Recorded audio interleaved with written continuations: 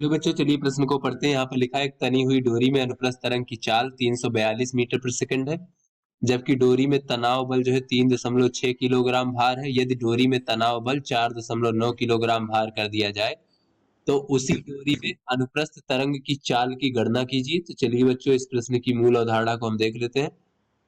तो बच्चों किसी तनी हुई डोरी में जो अनुप्रस्थ तरंग की चाल होती है वो चाल v बराबर होता है वर्गमूल t भागे स्मॉल m, जहां पे t क्या है बच्चों डोरी में तनाव है और m क्या है इकाई लंबाई का द्रव्यमान है।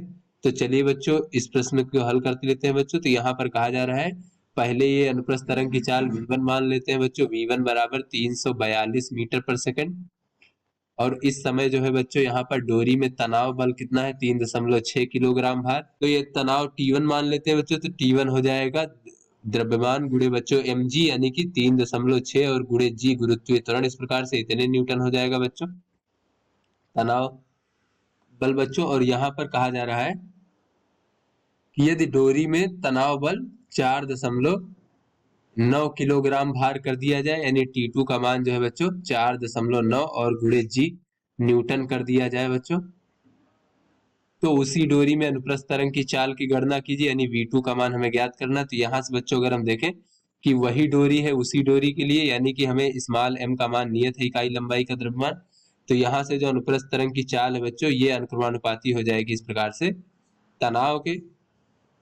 तनाव के वर्गमूल के बच्चों इस प्रकार से। तो यहाँ पर अगर हम देखें तो V2 भागे V1 बराबर हो जाएगा वर्गमूल T2 भागे T1।